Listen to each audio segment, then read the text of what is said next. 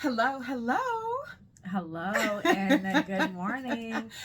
Oh, this is At Ease with Sia. And Lashrecse. And oh my gosh, we are so long overdue, but I'm gonna blame it on the workload. Yes. I'm gonna blame it on I'm the actually workload. not gonna apologize because what you all should know is that we are out here doing the work for you. Gosh, yes. And we are always thinking about you, and that's why we're here now. And That's I hope true. that you are tuning in with us. And why are we in the General Assembly building in our Oh summer? my goodness, because this part-time General Assembly that we're part of continues to go in and out of special sessions, and this is yet another special session. But this time we're together. But did you know that we've had more special sessions since you and I came in than I think they did like the previous 10 years? This is literally the greatest trick of all time. When I was elected, I remember someone saying, "Oh, don't worry, the load will slow down. The train will stop running at some point." I am still waiting for that moment. And it seems like it has only gone faster. Yes. But also, we have taken on more responsibility Yes. as you have moved over to the Senate and as you are chairing committees. Oh my gosh. And wait, I think I'm ranked like 31. My seniority is like 30. It's something ridiculous like that. We're not calling ourselves old heads. Not old, but seasoned. we have some seniority. Some seniority has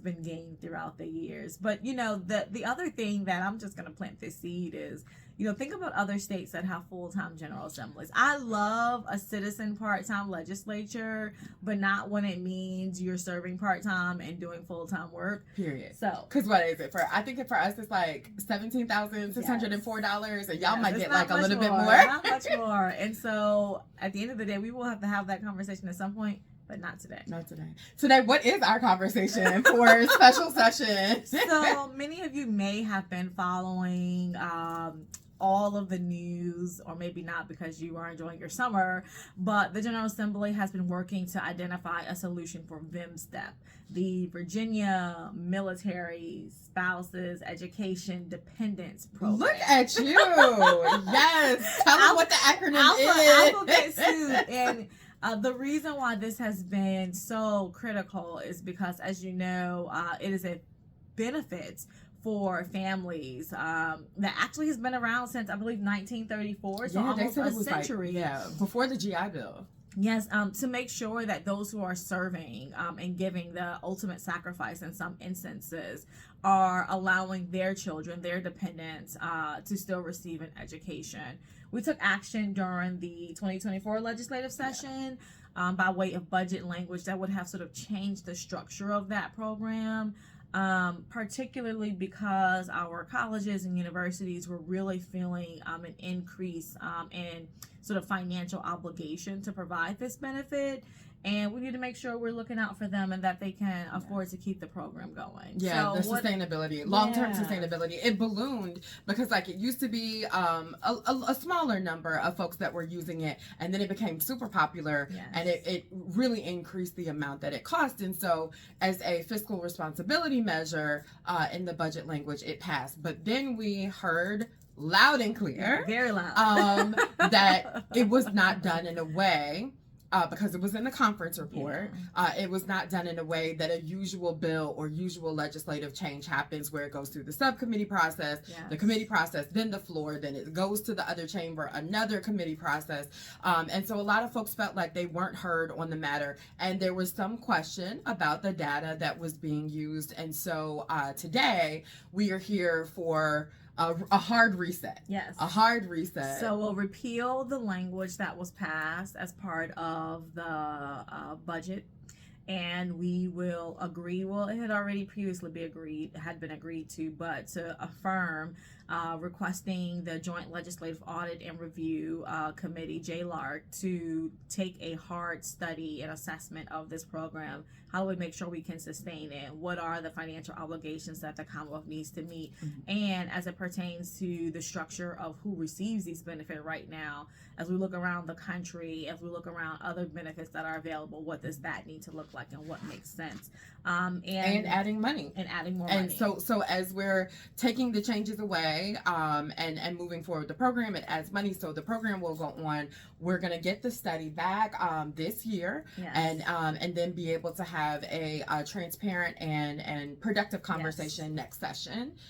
So today we are both, the House and the Senate are both here to vote on that. Final action. Yes. All to arrive at this moment. Final action. So this should be the last day of any legislative action officially of the General Assembly in whole, right? The House and the Senate. Now we do one have caveat. You know, there was this rumored agreement that on skilled games that perhaps, and I know her position, but just reporting the facts. Yes, facts are good. Facts are good. There was an agreement to say that at some point we may come back to address skilled games. The governor made that agreement. Leadership made that agreement. That is not occurring during today's special session. And to be clear, I've not heard that there is a date scheduled for a future special session, but as it pertains to the possibility, that does exist. And so I am excited that my actual summer can start tomorrow. We're going to kick off my birthday weekend early tomorrow. Happy birthday! Yes, Saturday is my birthday. And we since we talked to them, we've had your birthday because we are two cancer women. Textbook. I know that makes sense to y'all. Everything we exude is cancer energy to the full extent of the aura. So. Yes. So we're excited to be here today to do the work. I mean, you know, of course, I'm gonna just make jokes, but of course, we will show up whenever the work calls. So we're here for that vote today. Yes. What else do we want to talk about? A few other reminders. Since we last spoke, obviously July 1 is the infamous day in the Commonwealth of when new laws go into effect, and so that is both actual policy and bills that we've passed, but also the budget. The budget goes into effect to allow those resources to begin flowing effective July 1. So what are you excited about? Oh my gosh. So speaking budget, the historic amount that the House and Senate Democrats put toward education. I mean, we continue to prioritize public education in ways that just really make me proud to be here. It's part of the work of the why we're here. Our future, what our future will be able to do. Not saying that we're at the ceiling yet. Correct. Of course, we can Teachers, always do we more. See you, we hear you, we and, know and you students, need more. we know y'all need more technology and better buildings, and we're working on it. But the fact that when we first got here, public school education, HBCUs, and tag programs were being significantly underfunded. And I just want to underscore HBCUs. I mean, when we were first elected and we were talking about the disparity that exists in funding between some schools in the Commonwealth and our HBCUs, it was glazed over. Right. The leadership has really prioritized making sure that the funding that has been long overdue and well-deserved is showing up in these budgets. And representation matters because Senator Lucas, Chair Lucas, Chair Torian, and Speaker Don Scott, and Chair Locke, all of them attended HBCUs. Yes. We both attended HBCUs. Yes. So you have people that are voting that do not have to be talked into the benefits of what HBCUs are because we've experienced We are the results thereof. Oh my goodness. That's that thing they used to say, our ancestors' wildest dreams. Oh, absolutely. So love that. What about you in either legislation or the budget? Yeah, so I mean both. I think I have been saying in all of my legislative updates to be able to get $22 million in the budget for Senate District 13 specifically out of $1 billion budget is extremely exciting. There's such a variety of needs that money will go towards positively affecting. But then also I've been talking a lot about the utility legislation that went into effect on July 1. I don't know where you've been, but it has been hot outside, like not a little hot, very hot. Very hot. And the utility legislation that I had the privilege of working on with Delegate Irene Shin, it allows for additional protections to go in place. Your utilities should not be, and that's all utilities, that's your electric, your water, your gas, all of that should not be at risk of disconnection when we are in extreme weather states, like when it's really hot or when it's really cold. And let me tell you, so this was tried before, and I literally had a high-ranking official from the Department of Emergency Management tell me that elderly people dying in the heat was not part of his job. But sir, you run response to emergencies. So literally sitting on general laws and hearing that at a committee meeting to moving to seeing not only you all being able to get the law passed out of the House and the Senate, but also get it signed. I mean, that's just major. Well, and that, to be clear, came from the people, right? We talk a lot about the work that we're doing up here, but the fruition for why that was necessary came from the lived experiences of people in our district and the protections that they were not being offered and absolutely needed. And so this is why we talk to you and tell you, let us know what's going on, let us know what you're experiencing, or things that we've done that are not working. And so I'm happy about the budget. There's a potential project that might be happening in the 23607 Overtown area, and we were able to get language that commits $40 million to that project should the Navy choose it.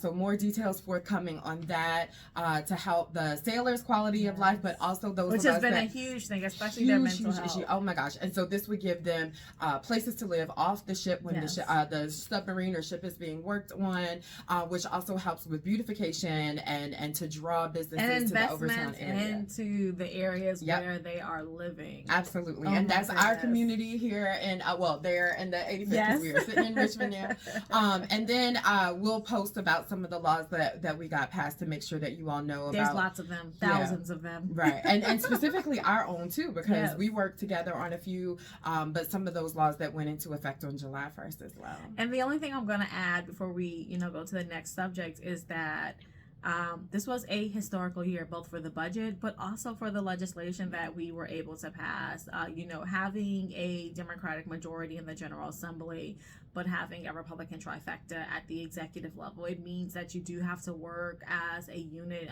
to find bipartisan agreement. And we absolutely did that.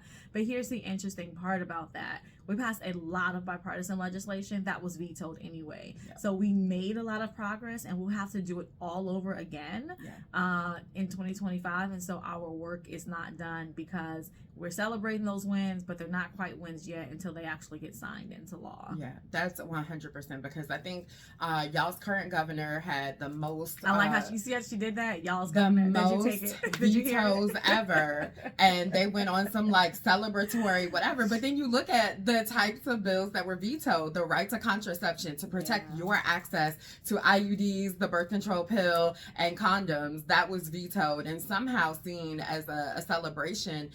So we are committed to continuing the work. Increases to the minimum wage. Housing legislation. I mean, there's a long list of bipartisan legislation that was passed that we are not acknowledging as going into effect on this year's new laws and effects period, because there's more work to be done.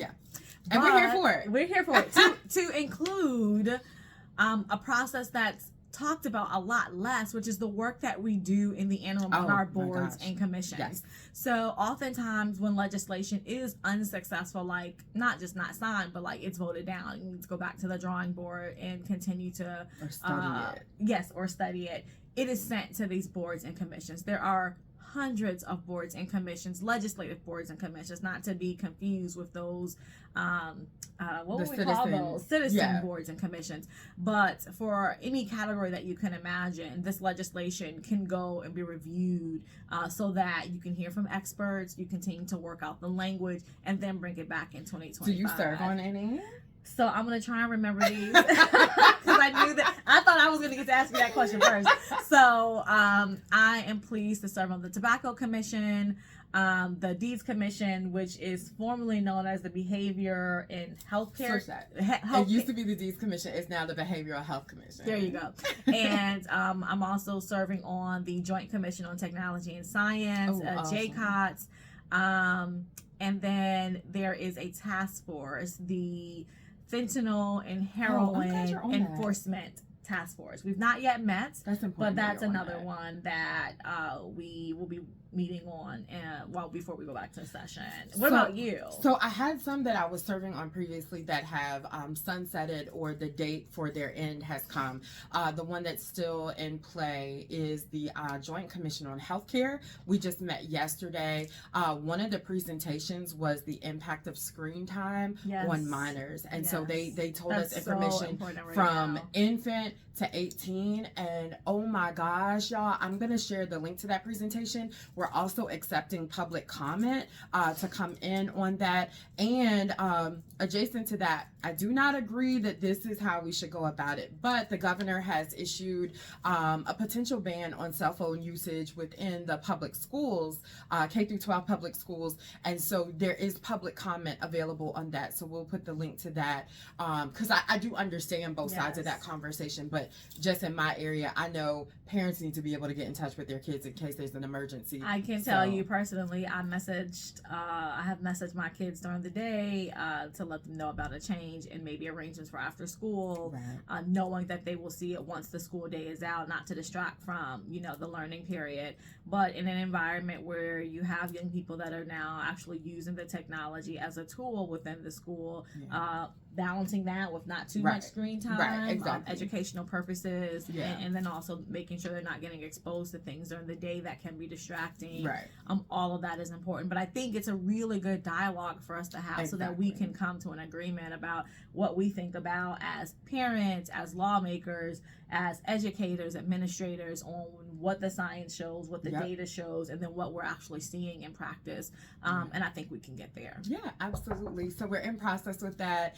And then we have the Commission to End Hunger that got passed and just got signed, and that goes into effect July 1st. And so we'll be having our first meeting in August. Fantastic. That's another critical issue, I think, all around the Commonwealth. Absolutely. And so all that to say is a snapshot of, even though we have technically adjourned, except for these special sessions, our work just does not end. We continue to try and prepare for the lawmaking process. And so, the only other thing that you can't miss right now, in addition to what we're doing at the state level, is everything you're probably hearing about the upcoming November elections. And so this is your nagging reminder that your elected leaders must give you to make sure you're registered to vote to prepare for November. Your vote is your voice. And I just finished a summer camp with sophomore girls at an Achievable Dream School, and we were talking about all of the